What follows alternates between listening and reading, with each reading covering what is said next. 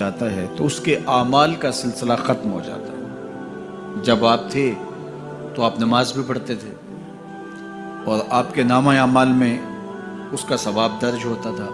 اب آپ چلے گئے دنیا سے تو نمازوں کا سلسلہ ختم ہو گیا۔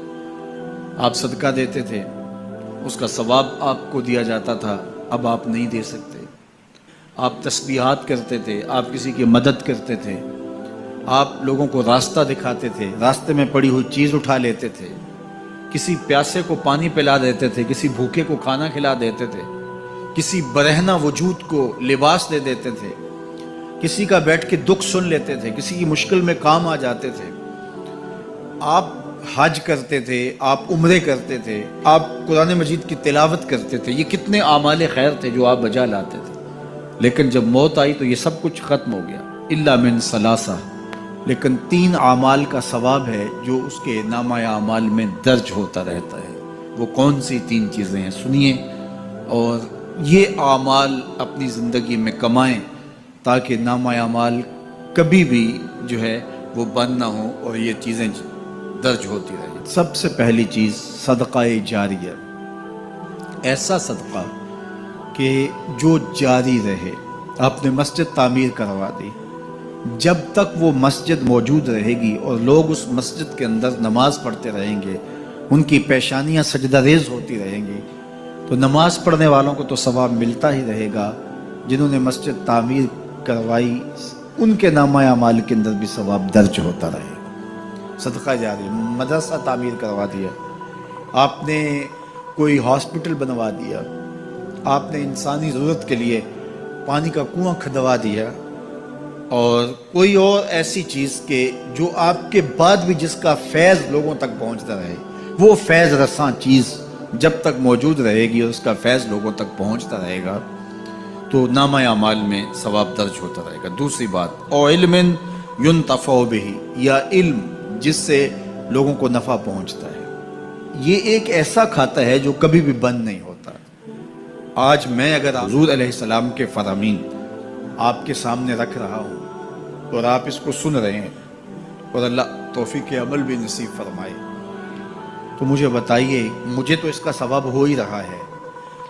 اب جس استاد نے مجھے پڑھایا ہے اور یہ سکھایا ہے، یہ جتنے لوگ سن رہے ہیں سب کا ثواب میرے استاد کے نامہ اعمال میں درج ہو رہا ہے، اور میرے جیسے اور بھی شاگرد ان استادوں کے جو اگر یہ کام کر رہے ہیں تو ان کا ثواب بھی استاد کے کھاتے میں درج۔ اب اس کا ثواب پھر ان کے استاد کے کھاتے میں درج، اور پھر ہمارے استادوں کے جتنے بھی ہم سبق تھے سب کا ثواب ان استادوں کے کھاتے میں درج، اور پھر ان کا ان کے کھاتے میں، اور یہ چلتے چلتے حضرت ابو ہریرہ کے کھاتے میں چلا گیا، اور پھر ان کا ثواب رسول کریم کے کھاتے میں گیا۔ اللہ اکبر۔ تو بات کر رہا تھا کہ اس طرح کھاتے بڑھتے چلے جاتے ہیں اور نامہ اعمال میں ثواب درج ہوتا چلا جاتا ہے۔ او علم ینتفع بہ، ایسا علم جو نفع دیتا ہے۔ او ولد صالح یدعو لہ، تیسری بات، صالح اولاد جو ماں باپ کے لیے دعا کرے، اور ماں باپ کے لیے جب دعاؤں کا سلسلہ اولاد کی جانب سے جاری رہتا ہے تو وہ صدقہ جاریہ ہوتا ہے۔ صالح اولاد ماں باپ کے لیے کبھی بھی دعا ترک نہیں کرتی۔ اولاد صالح تبھی ہوگی کہ وہ 5 گانا نمازی ہوگی، اور 5 گانا نمازی اولاد اہتمام سے دعا نہیں بھی کر پائے گی تو دن میں کتنی مرتبہ کہے گی، ربنا اغفر لی ولوالدی، اے اللہ مجھے بھی بخش دے، میرے ماں باپ کو بھی۔ ایک شخص کے 2 بیٹے ہیں، 3 بیٹیاں ہیں، 3 بیٹے ہیں، 4 بیٹیاں ہیں، اور وہ نمازی ہیں، اور روز کہتے ہیں ربنا اغفر لی ولوالدی۔ یار کبھی تو کوئی لمحہ ایسا ہوتا ہے جب تار جڑی ہوئی ہوتی ہے، کبھی تو لمحہ ایسا ہوتا ہے جب بالکل خلوص کا رشتہ مضبوط ہوتا ہے، کبھی تو لمحہ ایسا ہوتا ہے جب رقت طاری ہوتی ہے۔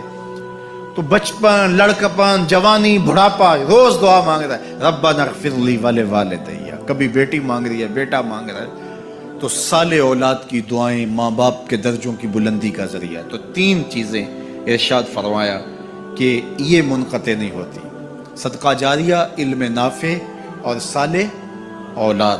اللہ ہمیں صدقہ جاریہ کی توفیق بھی دے۔